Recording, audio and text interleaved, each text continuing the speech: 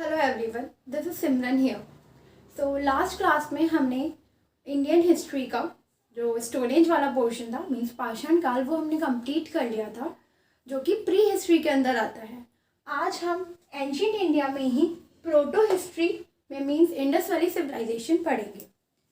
तो हमने पढ़ा था कि प्री हिस्ट्री क्या होता है, मतलब पहले हमने देखा कि हिस्ट्री क्या होता है, देन प्री हिस्ट्री क्या होता है। आज हम देखेंगे प्रोटो हिस्ट्री क्या होता है। हिस्ट्री मैंने आपको बताया था कि जो भी चीज़ पास्ट में हुई है और उसके एविडेंसेस हैं तो वो हिस्ट्री है। सेम प्री हिस्ट्री, जब जो चीज़ पास्ट में हुई है और उसके एविडेंसेस हैं वो हिस्ट्री है। तो प्री मतलब पहले, तो ऐसी चीज़ें जो हुई तो पास्ट में हैं बट उनके एविडेंसेस नहीं मिले हैं, सिर्फ खुदाई के बेसिस पे जो चीज़ें मिली हैं उनके बेसिस पे वहाँ के बारे में पता लगाया है, वो प्री हिस्ट्री है। प्रोटो हिस्ट्री क्या होता है? प्रोटो हिस्ट्रिक जो होता है इसको हम आद ऐतिहासिक काल कहते हैं। आद ऐतिहासिक काल। इट मीन्स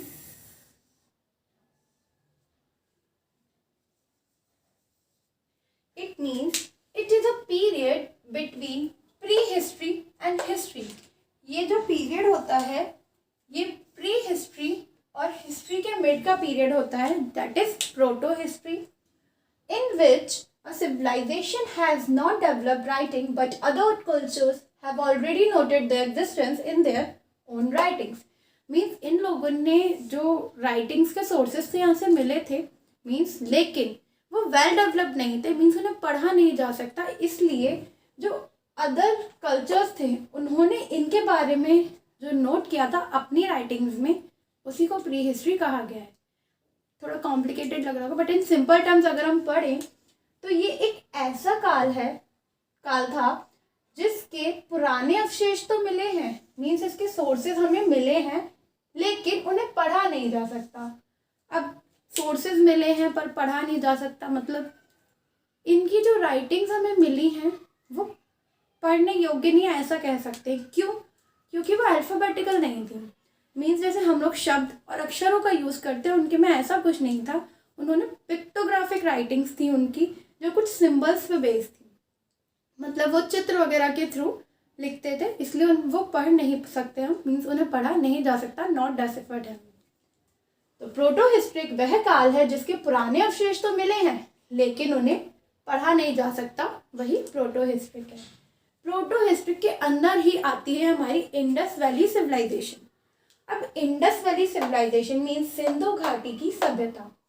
ये है क्या? सबसे पहले इसका टाइम ड्यूरेशन जो था दैट इज 2500 से 1750 BC। हमने पढ़ा था लास्ट, न्योलिथिक एज मीन्स नव पाषाण काल का जो समय था वो रहा था 4000 to 2500। देन 2500 से 750 BC तक इंडस वैली सिविलाइजेशन का टाइम पीरियड माना जाता है। मीन्स जो सभ्यताएं, जो न्योलिथिक के एंड में सभ्यताएं बसाई गई थी, जो नगर बसे थे, उन्हीं को इंडस वैली सिविलाइजेशन कहा गया है। अगर हम इंडस वैली सिविलाइजेशन की बात करें तो हम इसे थोड़ा मैप के थ्रू समझते हैं। डिटेल्स, ये अरेबियन सी है, that is bay of Bengal, ये हमारा इंडिया का मैप है। यहाँ से एक रिवर निकलती है दैट इज सिंधु नदी, जिसे हम सभी मीन भारत में उसे सिंधु नदी के नाम से ही जाना जाता था। ये नदी इस तरीके से ये पूरे JN के पोर्शन में होते हुए ऐसे जाके ये अरेबियन सी में जाके मिल जाती है। वहीं पे यहाँ पे ग्रीक्स लोग रहते थे और यहाँ मैसोपोटामिया, जैसे कि इंडस वैली सिविलाइजेशन थी ऐसे मैसोपोटामिया की भी सिविलाइजेशन पाई गई थी। तो जो मैसोपोटामिया के लोग थे और जो ग्रीक्स के लोग थे, ये लोग इंडिया में ट्रेड करने जाते थे, मीन्स व्यापार करने जाते थे इंडिया में। और पहले जब क्लॉक्स और कम्युनिकेशन के इतने अच्छे सोर्सेज नहीं हुआ करते थे तो वो लोग एक दूसरे को इस बेसिस पे बोलते थे लाइक कि मतलब उन्हें कैसे पता चलेगा कि हमें कहाँ जाना है, तो ये लोग एक दूसरे को इस तरीके से बता के रखते थे कि आपको सीधे डायरेक्शन में चलते जाना है। एंड देन जैसे ही सिंधु रिवर आ जाए, ये लोग सिंधु नहीं बोलते थे इसे, ये इसे इंडस इंडस रिवर बोलते थे। ग्रीक लोगों ने ही सिंधु को इंडस नाम दिया था, तभी से इसको इंडस वैली सिविलाइजेशन कहा गया। और इसी नदी के पास यहाँ जो वैलीज थी, इन्हीं को इंडस वैली कहते थे। मीन्स सिंधु घाटी पर जो लोग बसे थे उसी को सिंधु घाटी की सभ्यता कहा गया है। तो मैं बता रही थी कि मेसोपोटामिया और ग्रीक के लोग इंडिया में ट्रेड करने जाते थे। मीन्स ये लोग व्यापार करने जाते थे इंडिया में। अब ये लोग जाते थे तो इन्हें नॉर्मल सी बात है, अब जब इसमें जाएंगे तो इन्हें पता था कि लाइक जैसे इंडस रिवर क्रॉस हुई वैसे भारत मीन्स इंडिया आ जाएगा, और वहां से ये लोग अपना जो भी है ट्रेड एंड ऑल करते थे। ग्रीक लोगों ने ही इसे इंडस वैली का नाम दिया था। इंडस वैली सिविलाइजेशन जो है वो वर्टिकली काफी, मतलब वर्टिकली तो कम बट हॉरिजॉन्टली ज़्यादा फैला है। इसका अगर एरिया देखें तो ये वर्टिकली तो 1400 किलोमीटर तक फैला है और हॉरिजॉन्टली ये 1600 किलोमीटर तक फैला है। मीन्स इसकी जो नॉर्थ जगह है, नॉर्थ की सबसे लास्ट जगह जो रहती है वो मांडा JNK है। ईस्ट की जगह की बात करें दैट इज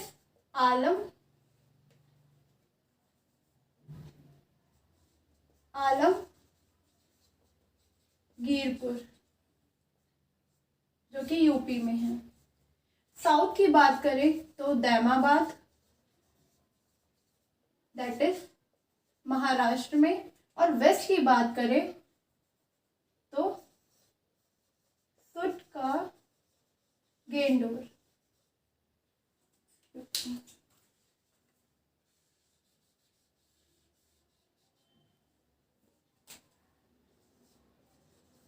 सुटका गेंडोर बलूचिस्तान पाकिस्तान बॉर्डर। ओके, तो ये इसकी जगह है कि नॉर्थ में ये यहाँ तक फैला था, ईस्ट में यहाँ आलमगीरपुर तक था, साउथ में दैमाबाद जो कि महाराष्ट्र में था, और वेस्ट में ये बलूचिस्तान पाकिस्तान का सुटका गेंडोर तक फैला हुआ था। तो मीन्स हॉरिजॉन्टली ये ज़्यादा था और वर्टिकली ये कम एरिया कवर किया हुआ था। इसके अलावा अगर ये पाकिस्तान का एरिया आ गया, अब यहाँ की जो साइट्स थी वो तो ये है कि उनकी खुदाई वुदाई होना बंद हो चुकी है। मीन्स अब वहाँ ज़्यादा एविडेंसेस की फाउंड आउट नहीं की जा रही है, जितना मिलना था उतना मिल गया। बट इंडिया के अंदर अभी भी गुजरात और हरियाणा इन दो जगह पर खुदाई का काम चालू है।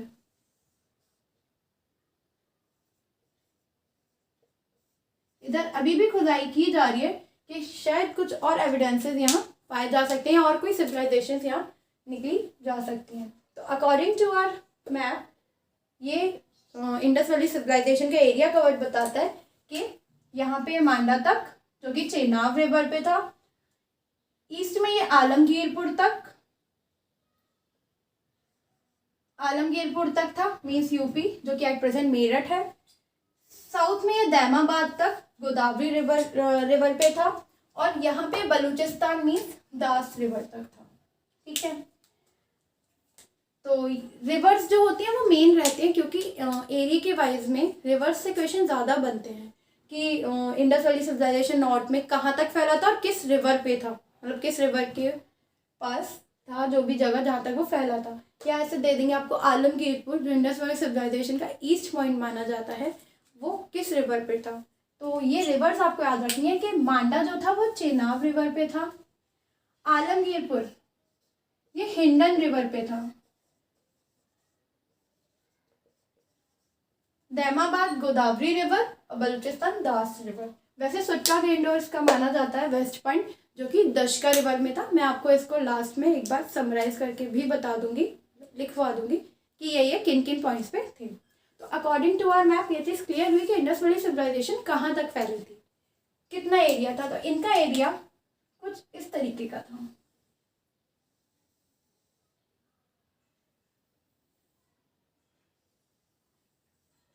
ये पूरा एरिया इंडस वैली सिविलाइजेशन ने कवर किया हुआ था। अब हम बात करते हैं कि इंडस वैली सिविलाइजेशन एक्चुअली में है क्या।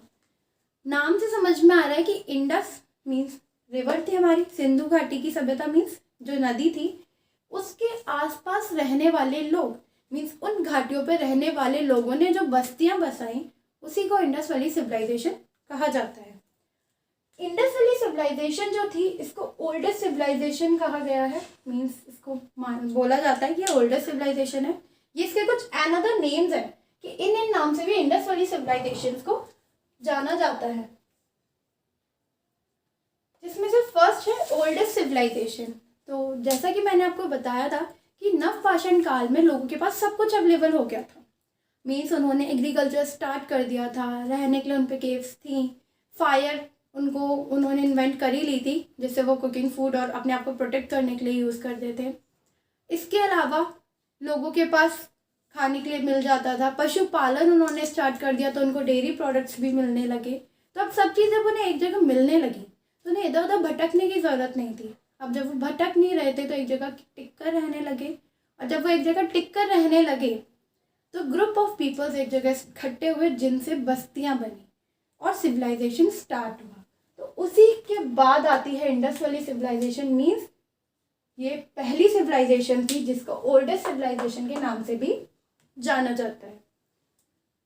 नेक्स्ट हम बात करें कि अर्बन सिविलाइजेशन। अब इसे अर्बन सिविलाइजेशन क्यों कहा गया है? अर्बन सिविलाइजेशन मीन्स नगरीय सभ्यता।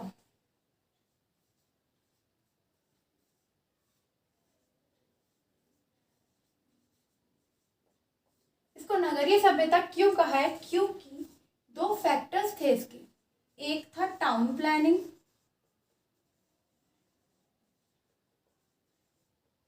और एक था drainage system.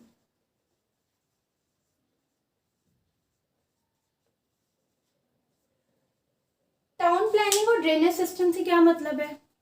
Town planning means इन्होंने जो नगरों की प्लानिंग करी थी, जो उसका एविडेंसेस मिले हैं उसमें ऐसा मिला है कि टाउन प्लानिंग में इनकी मीन जो इन्होंने नगर बनाए थे वो पक्की ईंटों से बनाए थे। इन्होंने बर्न्ट ब्रिक्स, ईंटों को पकाकर as a building material use किया, मीन्स अपने घरों को बनाने के लिए ईंटों को पकाकर यूज़ किया था, पक्की ईंटों का उपयोग किया, इसीलिए इसको नगरीय सभ्यता कही गई है। क्योंकि जनरली विलेजेस रूरल एरियाज में मिट्टी के घर होते हैं और इस तरीके के मतलब कच्चे घर होते हैं, लेकिन यहाँ पे नहीं मिले थे, यहाँ शहरों की तरह मिले थे, मीन्स लोगों के ईंटों के घर थे, वो भी पक्की ईंटों के घर थे। इसीलिए टाउन प्लानिंग इनकी अच्छी थी जिसकी वजह से इसे अर्बन सिविलाइजेशन कहा गया है। नेक्स्ट इनका ड्रेनेज सिस्टम भी बहुत अच्छा था। ड्रेनेज सिस्टम मतलब इनकी नालियाँ जो होती थी वो भी पक्की थी, ऐसा नहीं कि ओपन है।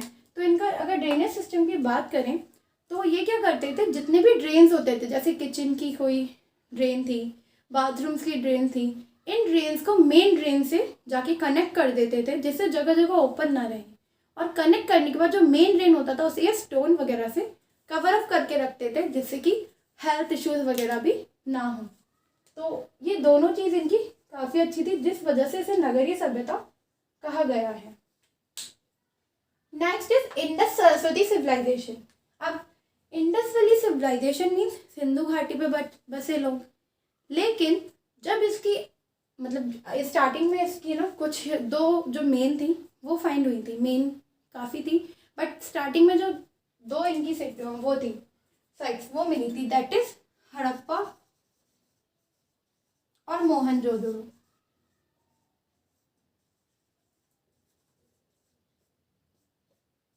ये 1921 में फाउंड हुई थी, ये 1922 में फाउंड हुई थी। तो ये दोनों ही इंडस रिवर के पास थी। अब इंडस रिवर के पास थी इसीलिए इस सभ्यता का नाम Indus valley civilisation means Sindhu घाटी की सभ्यता रख दिया। बट जब इसकी और साइट्स फाउंड की गई, इसकी और एविडेंसेस और सिविलाइजेशन मीन्स और सभ्यताएं निकली, तब पता चला कि सिर्फ इंडस वैली तक सीमित नहीं है, ये उसके आगे भी है। तो इसकी कुछ जगह है सरस्वती रिवर पे थी, मीन्स कुछ सिविलाइजेशन सरस्वती रिवर पे भी पाई गई थी, जिस वजह से इसका नाम इंडस वैली सिविलाइजेशन भी रखा गया। कुछ बुक्स में ऐसा कहा जाता है कि इसे इंडस वैली सिविलाइजेशन भी कहा गया है। Next is Harappan civilisation. अब इसे हड़प्पन सिविलाइजेशन क्यों कहा? जब almost of the civilisations found हो गई, जब काफ़ी सारी सिविलाइजेशन हो गई तो हमारे जो आर्कियोलॉजिस्ट थे, जो इस तरीके के सर्वेस करते थे, इस सिविलाइजेशन को फाउंड आउट कर रहे थे, उन्होंने देखा कि ये सिविलाइजेशन सिर्फ इंडस रिवर तक नहीं है, ये सिविलाइजेशन नॉर्थ में भी है, ईस्ट में भी फैली है, साउथ में भी फैली है और वेस्ट में भी फैली है। मीन्स ये पूरा north east west south cover कर रही है। तो इसका नाम सिर्फ इंडस वैली सिविलाइजेशन नहीं होना चाहिए। तब इन लोगों ने जो फर्स्ट साइट फाउंड करी थी दैट इज हड़प्पा, इन्होंने इसका नाम हड़प्पन सिविलाइजेशन रख दिया। Next is bronze age civilisation. अब इस सिविलाइजेशन को ब्रोंज एज सिविलाइजेशन भी कहा जाता है। क्यों? क्योंकि यहाँ के लोग ब्रोंज बनाते थे।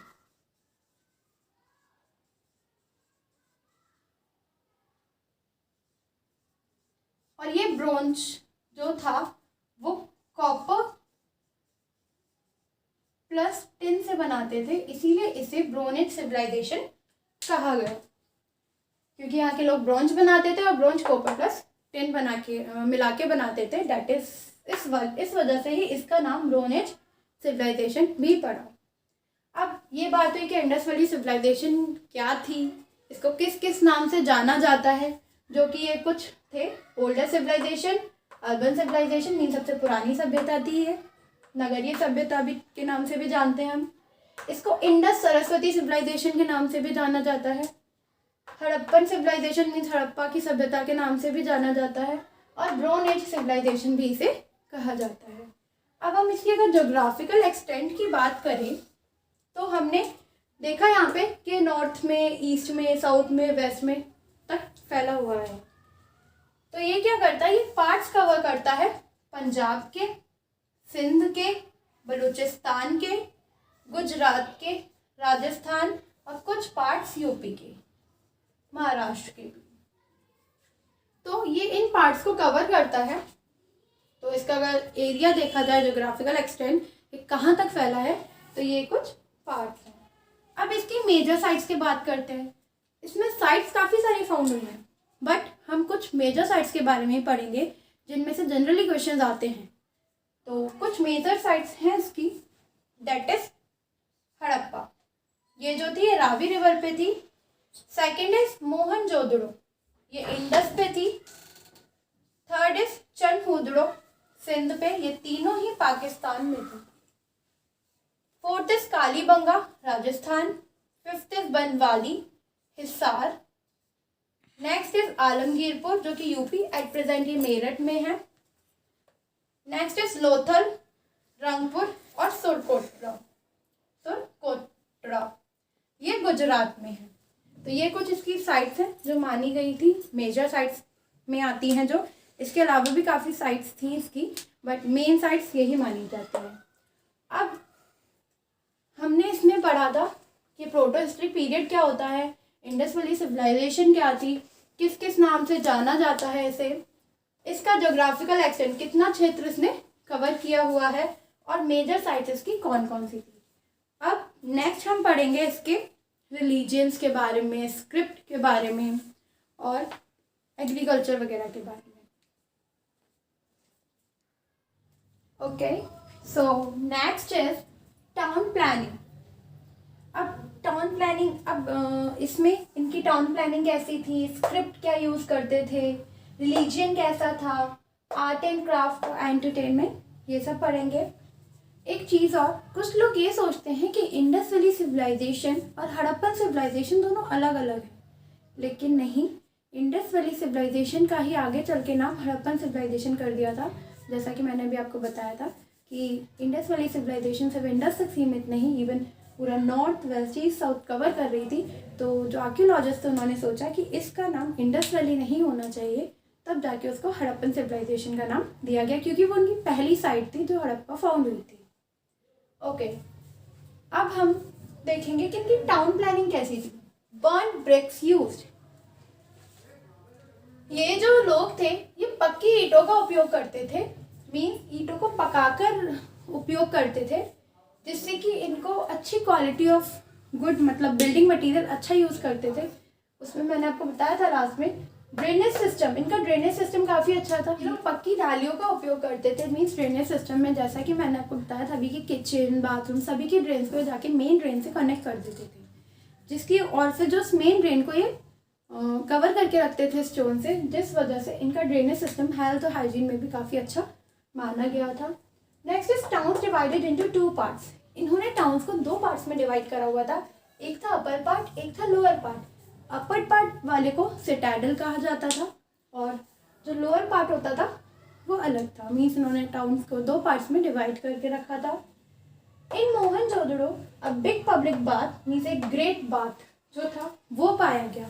ग्रेट बाथ क्या था? ये एक स्विमिंग पूल टाइप का था जो बहुत बड़े एरिया पे बना था। इसके 6 जो थी वो एंट्रेंसेस थी और इसके मेजरमेंट्स भी काफ़ी बड़े थे।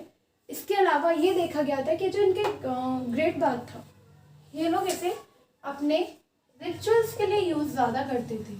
मीन्स इनके अपने रस्म रिवाज के टाइम पे उसका यूज़ ज़्यादा किया जाता था, ऐसा एविडेंसेस में मिला है। इसके अलावा इनकी कुछ और भी साइट्स में मतलब और भी जो मॉन्यूमेंट्स हैं वो पाए गए थे, जैसे सिटाडेल मैंने आपको बताया कि एक अपर पार्ट ये बना कर रखते थे। Apart from that great bath हुआ, ग्रैनरीज हुई। मीन्स ये लोग एग्रीकल्चर का जो अपना पूरा स्टोरेज होती थी वो सब ग्रैनरी में करते थे, फूड ग्रेन्स वगैरह सब वहीं स्टोर करके रखते थे। इसके अलावा असेंबली हॉल्स देखने को मिले हैं। तो इनकी ये कुछ मॉन्यूमेंट्स भी देखने को मिले थे। मॉन्यूमेंट्स नहीं, बस इन्होंने कुछ चीज़ें इस तरीके की फाउंड की गई थी जो अच्छे लेवल पे थी। अगर हम इनकी स्क्रिप्ट की बात करें तो स्क्रिप्ट अभी लैंग्वेज कैसे यूज़ करते थे, जो इनकी राइटिंग्स थी वो कैसी थी। It written from right to left in one line and then from left to right in next line. ये लोग कैसे लिखते थे? ये लोग पहले राइट से लिखते थे और फिर यहाँ से नहीं, फिर ये लेफ्ट से राइट लिखते थे। कुछ इस तरीके की इनकी राइटिंग होती थी। हम लोग इस तरीके से लिखते हैं, पहले ऐसे लिखेंगे फिर ऐसे लिखते हैं, ये हमारी राइटिंग है। लेकिन ये लोग कैसे लिखते थे? ये पहले राइट से लेके लेफ्ट, देन लेफ्ट से लेके राइट, जिसकी वजह से ये नॉट डेसिफर्ड थी।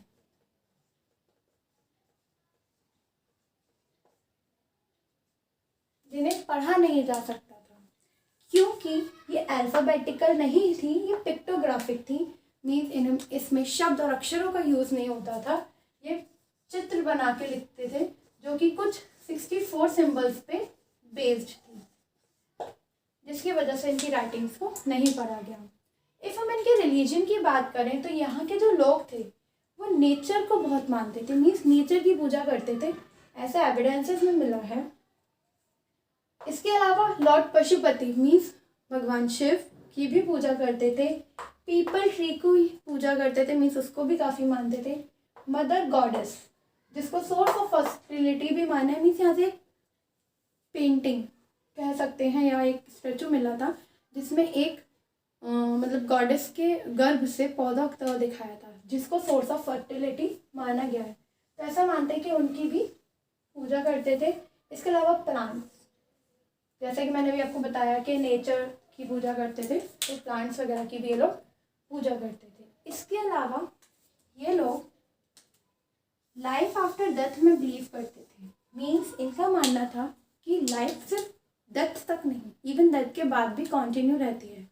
तो इनका मानना ये था कि लाइफ जो होती है वो फॉरएवर चलती रहती है आफ्टर डेथ भी, जिसकी वजह से ये लोगों को जब बरिड करते थे, उनकी डेथ के बाद उन्हें ज़मीन में गाड़ा जाता था, दबाया जाता था, तो उसके साथ में उनकी ऑब्जेक्ट्स जो वो डेली यूज़ में जब करते थे यूज़, उन ऑब्जेक्ट्स को भी रखा जाता था। जैसे कि इजिप्शियंस हैं, वो लोग भी डेड बॉडीज़ को एज अ मम्मी प्रिजर्व करके रखते हैं, क्योंकि वो लोग भी लाइफ आफ्टर डेथ को मानते हैं। तो ऐसा मानना इंडस वैली सिविलाइजेशन के लोगों का भी था। अगर हम इसके आर्ट और क्राफ्ट की बात करें तो यहाँ पे ऑर्नामेंट्स पाए गए हैं। गोल्ड, सिल्वर, आइवरी, कॉपर, इनके कुछ ऑर्नामेंट्स पाए गए हैं। और ऐसा देखा गया है कि मैन और विमेन दोनों ही ऑर्नामेंट्स को पहना करते थे। Next is potters wheel use. Neolithic age में जब व्हील का इन्वेंशन हो गया तो वहाँ के लोगों ने यूटेंसिल्स बनाना स्टार्ट किया। तो इनकी भी जो पोटर्स व्हील थी वो काफ़ी एक्सेलेंस मानी गई है। मीन्स पोटर्स व्हील इनकी काफ़ी अच्छी मानी गई है, क्योंकि ये लोग एक तो ये क्या करते थे, ये डार्क और रेड, मतलब बिल्कुल डार्क रेड कलर की वेल बेक्ड रहती थी इनकी पोट्री। और ये लोग क्ले का यूज़ करके अलग अलग शेप साइजेस के यूटेंसिल्स बनाते थे, कुछ डिज़ाइंस वगैरह उसमें डालते थे जो कि प्लेन भी रहते थे और पेंटेड भी रहते थे। तो पोट्री इनकी काफ़ी अच्छी मानी गई है आर्ट एंड क्राफ्ट में। इसके अलावा अगर हम इनका एंटरटेनमेंट देखें तो यहाँ के लोगों को डाइस खेलना पसंद था, ऐसा माना गया है। ये लोग पासा खेलते थे अपने एंटरटेनमेंट के सोर्स के लिए। डांस, म्यूज़िक एंड हंटिंग, ये कुछ इनके एंटरटेनमेंट के सोर्स थे जो बहुत एविडेंसेस के थ्रू पता लगे। तो अभी हमने पढ़ा कि इनकी टाउन प्लानिंग कैसी थी, इनकी स्क्रिप्ट कैसी थी, रिलीजन किस चीज़ को मानते थे, किसकी पूजा करते थे, आर्ट एंड क्राफ्ट कैसा था इनका, क्या क्या ये लोग बनाते थे, अपार्ट फ्रॉम दैट एंटरटेनमेंट इनका क्या सोर्स थे एंटरटेनमेंट के। अब हम नेक्स्ट में पढ़ेंगे एग्रीकल्चर, कि एग्रीकल्चर क्या था, इनके जो गोल्ड, सिल्वर, कॉपर, इनके सोर्सेज कहाँ कहाँ मिले हैं। ओके, सो नेक्स्ट है इसके sources of material, means gold, silver, copper, tin कहाँ कहाँ पाए गए थे। इसके अलावा एग्रीकल्चर में इनका क्या था, देन इस सभ्यता में मिलने वाले नॉर्थ, साउथ, वेस्ट, ईस्ट के लास्ट पॉइंट। तो सबसे पहले सोर्स ऑफ मटेरियल मींस जो गोल्ड था, जो सिल्वर थी, जो कॉपर था और जो टिन थी, इसके सोर्सेज कहाँ पाए गए थे। अफगानिस्तान, पर्शिया और कर्नाटक में गोल्ड के सोर्सेज मिले हैं, एविडेंसेस मिले हैं। अफगानिस्तान और ईरान में सिल्वर के, बलूचिस्तान और खेतड़ी जो कि राजस्थान का था, इसमें कॉपर के, और अफगानिस्तान और सेंट्रल एशिया में टिन के सोर्सेज मिले हैं। ये कॉपर और टिन को मिलाकर ब्रॉन्ज बनाते थे, इसी वजह से इनको, इस सिविलाइजेशन को ब्रोन एज सिविलाइजेशन भी कहा जाता था। अगर हम इनके एग्रीकल्चर की बात करें, मीन्स कृषि की बात करें, तो ये लोग वुडन प्लस मीन्स लकड़ी के हल का उपयोग करते थे, ऐसे एविडेंसेस मिले हैं। इसके अलावा जो अपने फूड ग्रेन्स थे उन्हें ग्रेनरीज में स्टोर करके रखते थे, मीन्स धान्यागार, जहाँ पे, और ये काफ़ी बड़े भी होते थे। इसमें इनका जो जितना भी कल्टीवेशन होता था, जो भी एग्रीकल्चर होता था, वो यहीं स्टोर रहता था। ऐसे एविडेंसेस मिले हैं कि यहाँ पे ये चीज़ें उगाई गई थी, मीन्स इनका कल्टीवेशन हुआ है।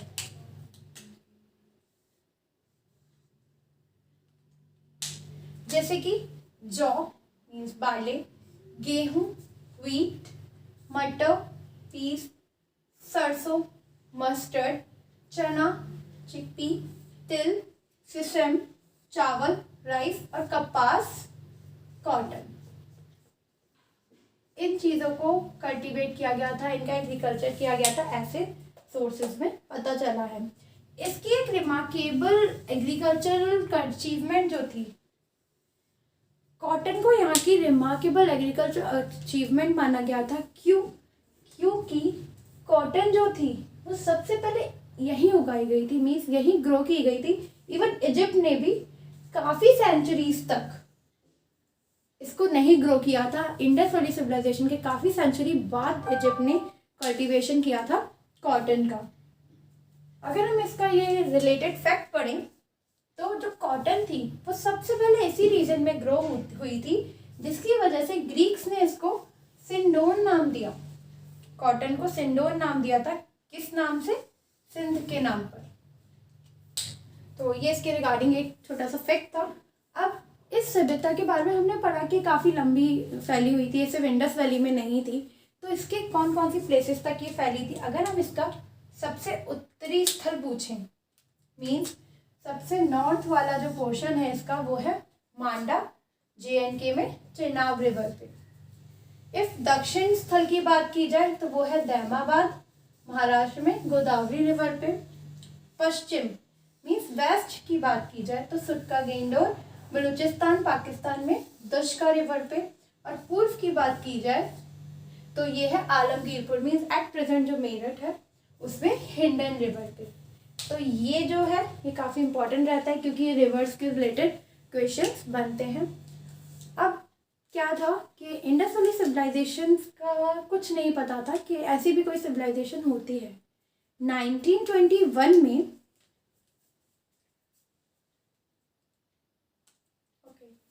1921 में हड़प्पा फाउंड हुआ था बाय दयाराम साहनी के थ्रू। तो 1921 में पहली बार ये चीज़ पता चली कि इंडस वैली सिविलाइजेशन जैसी कोई सभ्यता यहाँ पे रही थी। मीन्स इससे पहले लोगों को यही लगता था, मीन्स सबको यही लगता था कि 1500 में आके आर्यंस ने ही सिविलाइजेशन स्टार्ट की है, आर्यंस की ही सभ्यता पहली सभ्यता मानी जाती थी।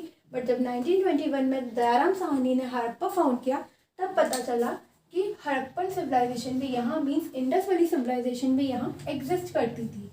और इसी के बाद 1922 में मोहनजोदड़ो फाउंड किया गया बाय आर.डी. बैनर्जी। मीन्स राखल दास बैनर्जी के थ्रू मोहनजोदड़ो 1922 में फाउंड किया गया। और इसी के बाद ये तो हमारी फर्स्ट साइट थी हड़प्पा और ये सेकेंड साइट थी। इसके बाद से बाकी सिविलाइजेशंस को और फाउंड आउट किया गया। बट जो मेन चीज़ थी वो थी कि लोगों को पहले लगता था कि 1500 में आके आर्यंस ने स्टार्ट की थी। बट एक्चुअली में 1921 में पता चला जब दयाराम साहनी ने इसको फाउंड किया कि इससे पहले इंडस वैली सिविलाइजेशन रहा करती थी यहाँ पर। अब ओके तो ये जो सिविलाइजेशन थी, इंडस वैली सिविलाइजेशन जो थी हमारी, इसका एंड की अगर हम बात करें कि ख़त्म कैसे हुई, तो ये बहुत कॉन्ट्रडिक्टरी, मीन्स इसके रिलेटेड भी सबके अलग अलग व्यूज़ हैं। कुछ कहते हैं कि आर्यंस ने इन्वेजन कर दिया, मीन्स आर्यंस का आक्रमण हुआ, इस वजह से सिविलाइजेशन ख़त्म हुई। कुछ कहते हैं कि फ्लड की वजह से सिविलाइजेशन ख़त्म हुई। किसी का कहना था नेचुरल फोर्सेस लाइक अर्थक्वेक की वजह से हुई, डिफॉरेस्टेशन की वजह से हुई। तो मल्टी सोर्सेस थे। बट एक्चुअली में जो माना जाता है तो इस सिविलाइजेशन के एंड जो है